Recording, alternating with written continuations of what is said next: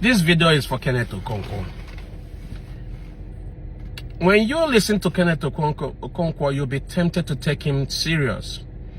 But an in-depth look, you'll discover that Kenneth is as wild as his mouth, but shallow in depth as his foot. Kenneth is nothing but a man controlled by his stomach. He's the same with an average Nigerian politician, controlled by their stomach. Kenneth is a hungry man who wants to get to stardom, and he has to find a way to do it.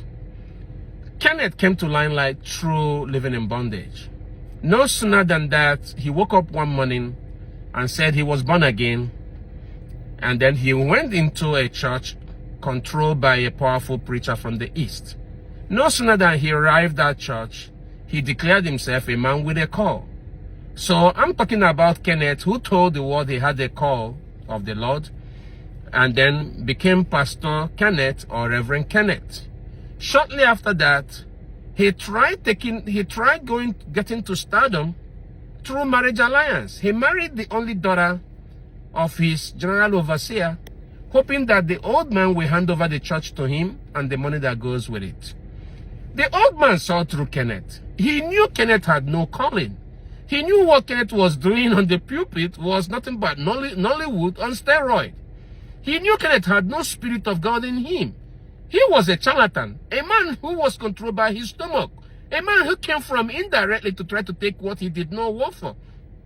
So when Kenneth realized he wasn't going to achieve that ambition of taking over the church, he went out of that marriage. Yeah, there was a divorce, and he returned back to Nollywood. But he's still a man on mission. What did he do? 1 or 2 movies after that, he went into politics. Now, by this time, supporting and canvassing for vote for Buhari. As bad as Buhari was in his first term, Kenneth shamelessly canvassed for vote for Buhari. Today, he will present it as a patriotic move. But there was nothing patriotic about Kenneth's move and support for Buhari. He wanted to achieve 2 things with Buhari.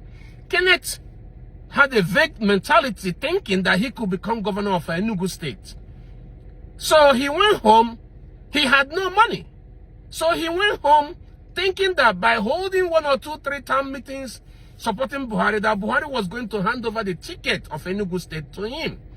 When that failed, he also thought probably Buhari would have given him a national platform to showcase his talent at lying as a political spin doctor.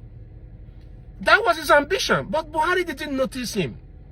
While Kenneth was all over the East trying to campaign for Buhari's second term, Buhari was killing his people all over the East. The Eastern youth Kenneth told you he loved.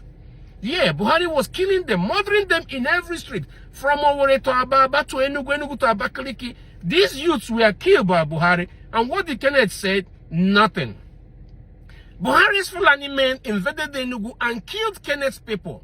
Did you hear anything Kenneth say about it? He said absolutely nothing.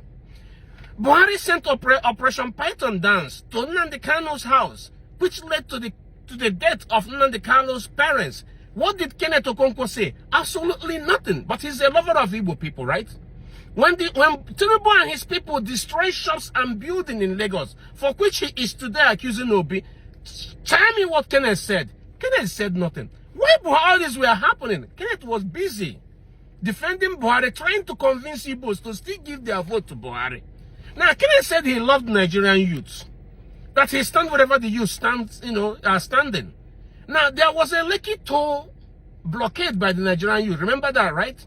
Was Kenneth there? That is the question. Did Kenneth support that move? The answer is no. Did he make any statement when people got murdered there? Absolutely nothing. He said nothing. Absolutely nothing. Pim, he did not say. He just only wanted a selfish move for himself, a platform for himself. That's all he wanted, right? But there are Igbo Nollywood stars like himself that have consistently said things about Igbo youth. Whenever Igbos are affected, you see them say something. Give me Kanayo Kanayo. Nine ritual and chief priest. Give me Kanayo Kanayo. Kanayo Kanayo will always say something whenever the Igbos are affected. Yeah. What about Kenneth? Absolutely nothing. He says nothing absolutely. He's not concerned, he's not involved. Bring it to 2023. 2023, Kenneth saw a loophole in a shining candidate in the person of Obi, a sellable candidate, what the people actually wanted. So he was a launch pad for Kenneth. He jumped on it. He imposed himself on Obi. Obi did not ask Kenneth to defend him. Obi did not ask Kenneth to sell him. Obi is already sold. But Kenneth wanted a platform to showcase his ability to lie and his ability as a spin doctor. So Kenneth can unsay the things he has said in the past. He can re-say it again. He can change it tomorrow. He's just like a rainbow. He's a chameleon with several colors. What he said in the morning could change in the evening. It could change in the afternoon. It could change tomorrow, depending on where his stomach faces and who is involved and who is paying him at that time. Kenneth's problem with Obi is nothing but hunger. Obi adeyesheshe. That's all.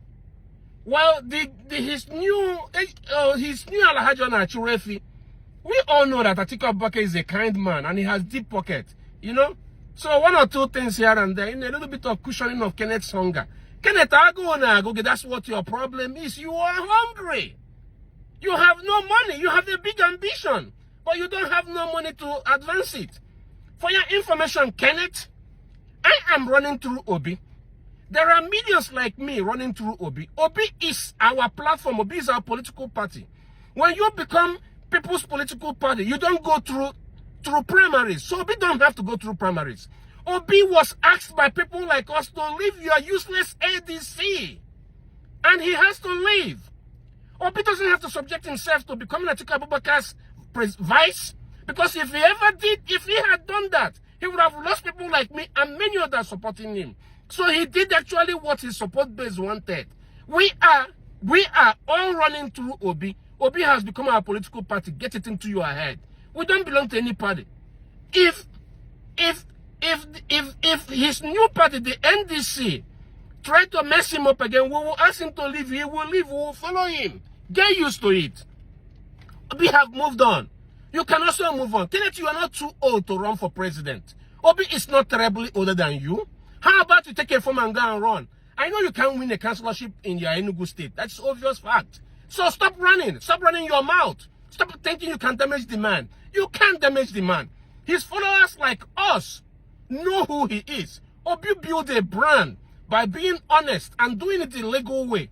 It is not your schoolyard politics where you send people to the streets and do Oshebe. What do you want Obi to do after he lost the election? Maybe send people children, in harm's way in the name of demonstration, doing Oshebe, then you would have been happy. Your shame just they shame me anyhow anyway. Because I just realized you are not what I think you are, as a matter of fact. So get some rest, bro. Take a chill pill. You want to go? You can go and run the election yourself. You want to go? Yeah. Get into the race yourself. If you are so pissed, get pissed and get into the race.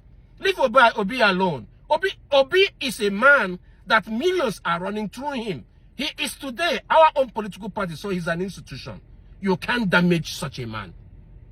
Have no this and no peace. Kenneth, go and run. You are not too big to run. Go and run. Let's see how you run.